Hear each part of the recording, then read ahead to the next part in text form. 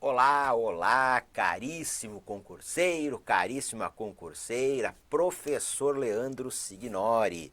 Vamos aqui passar para vocês o gabarito extraoficial da prova aí da FUNPRESP, que ocorreu no dia 30 de janeiro de 2022. Foi aplicada aí no dia 30 de janeiro de 2022 para analista de previdência complementar. A FUNPRESP, ela é a Fundação de Previdência Complementar do Servidor Público Federal do Poder Executivo, banca Sebrasp. Então, excelente aí oportunidade de revisão e estudar e de estudo para os próximos concursos do Sebrasp que vão ser cobradas atualidades na prova objetiva. Cito aí uma muito importante para os próximos dias, a prova aí do ICMBio, Banca Sebrasp, atualidades. Então vamos lá para a correção aí das questões, venham para a tela aqui comigo, aí está, foram 5 questões, lembrando que é um gabarito extraoficial. Vamos aí depois verificar se o nosso gabarito ele está de acordo com o gabarito preliminar que vai ser divulgado pela banca. Qualquer coisa, nós aí indicamos, aí, se for o caso, a subsídios para elaboração de recursos para eventuais aí questões ou solicitações de alteração de gabarito. Então venho para a tela aqui. Vejamos aqui, ó, um texto, é algo característico aí da nossa banca, né? Ela vai colocar aí um texto introdutório, que um fragmento de notícia do jornal O Estado de São Paulo, 2 de janeiro de 2022, né? O Estadão. Em meio à circulação da variante Omicron, países ricos e de média renda apressam a aplicação da dose de reforço das vacinas. Enquanto isso, os mais pobres têm menos de 10%. Então, os mais pobres têm menos de 10% de suas populações com uma dose e dependem de doações para acelerar a imunização. No entanto, 2022 começa com menos de 50% das vacinas prometidas entregues em 2021. Apenas pelo mecanismo COVAX, criado pela Organização Mundial da Saúde, OMS, a meta era entregar 2 bilhões de doses doadas pelos países ricos às nações de baixa renda. Menos de 30% foram entregues. Tendo o texto acima como referência inicial e considerando aspectos marcantes do cenário mundial contemporâneo, julgue os itens seguintes. Questão 21. Embora ao longo da história tenha havido vários surtos epidêmicos, como o da peste negra e da gripe espanhola, a Covid-19 é considerada a primeira pandemia, porque passou a humanidade. Pessoal, o gabarito desta questão está errado.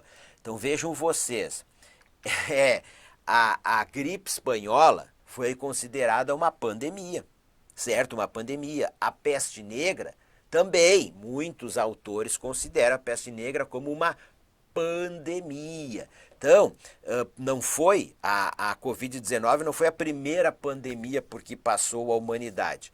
Para que não pairem dúvidas, quem que oficialmente define se há uma pandemia ou não na contemporaneidade, na atualidade, é a Organização Mundial da Saúde. Foi a OMS que fez o comunicado no ano de 2020 que havia uma pandemia de Covid-19 no mundo. E a OMS já fez várias outras declarações aí de pandemia.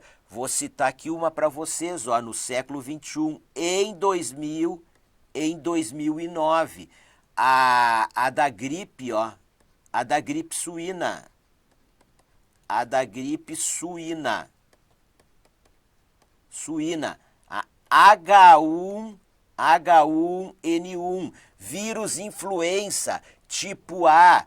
H1N1. Que surgiu no México. Na época, a OMS declarou aí uma pandemia mundial de influenza tipo A, H1N1, gripe suína, certo? E aí, o conceito de pandemia, ele não está relacionado com a severidade, com a letalidade, mortes. Ele está relacionado com abrangência geográfica, é um conceito geográfico.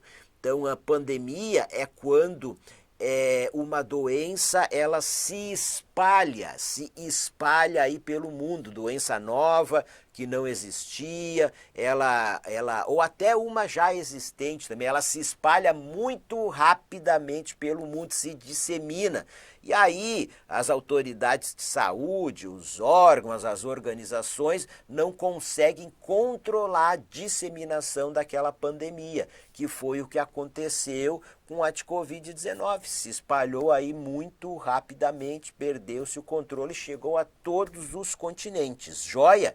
Então aí está, a questão 21 está errado. Questão 22, bem interessante esta questão. O avanço científico. O avanço, vou pegar o marca-texto aqui, ó. O avanço científico e as incessantes inovações tecnológicas, em larga medida, responsáveis pela configuração da atual economia globalizada. Foram decisivos para a rápida resposta via vacinas ao desafio trazido pelo coronavírus. O gabarito desta questão está certo. Vocês, aliás, até um comentário aqui. Você sabe que nos meus cursos de atualidades e conhecimentos gerais, eu dou aula lá sobre globalização. Vocês sabem que já me criticaram que, nem cai mais isso em prova, globalização, inclusive se fala aí em desglobalização. Não, eu dou aula de globalização e desglobalização. Mas enfim, para calar a boca daqueles que criticam, os temas cobrados, eles são cíclicos. Há temas que ficam em evidência durante muito tempo, depois eles deixam de ser cobrados, eles voltam a ser cobrados. E eu tenho verificado que temas relacionados à globalização, como o desta questão aqui, tá? Esses temas eles estão voltando a ser cobrados aí em prova. Então o professor é experiente, o professor sabe o que pode ou não ser cobrado em prova. Então vejam só, com todos os problemas da globalização atual, contestações à globalização, enfraquecimento da globalização, vivemos atualmente em uma economia globalizada. Uma das características da globalização é o seu acelerado desenvolvimento científico, suas aceleradas aí produção científica, pesquisa científica. E aí diz, incessantes inovações tecnológicas, toda hora inovações tecnológicas. Aí diz que isso aqui foi em larga medida, tá, responsáveis pela configuração atual da economia globalizada, perfeita. E diz, foram decisivos para a rápida resposta via vacinas ao desafio trazido pelo coronavírus. As vacinas foram produzidas em tempo recorde, vacinas para a Covid-19. Críticos das vacinas utilizam inclusive isso como um dos argumentos. Olha, leva-se anos para produzir vacinas. Essas aí foram produzidas muito rapidamente, utilizam como argumento até para serem críticos às vacinas da Covid-19. Mas olha o que a questão diz, os tempos são outros. O avanço científico é constante. As inovações tecnológicas, elas são constantes, são incessantes. A própria Pfizer-BioNTech, que foi a primeira que anunciou a conclusão dos testes de todas as fases para o desenvolvimento da sua vacina, ela utilizou uma tecnologia nova, a tecnologia do RNA mensageiro. Então vejam vocês, tá? Então o gabarito desta questão está correta. Sem dúvida, esses extraordinários progressos científicos e tecnológicos contribuíram para uma rápida resposta e um rápido desenvolvimento de vacinas para a Covid-19. Questão 23. Infere-se do texto que a globalização, mais uma questão perguntando aí sobre globalização, e depois ficam me dizendo que não cai em prova, professor. Infere-se do texto que a globalização, além de ter propiciado a extraordinária expansão do sistema produtivo e a volumosa circulação de bens e capitais, também promoveu significativa redução da desigualdade entre nações e sociedades. Aqui está, ó, o aluno até marcou aqui, ó, a pegadinha. O gabarito da questão está errado, está errada.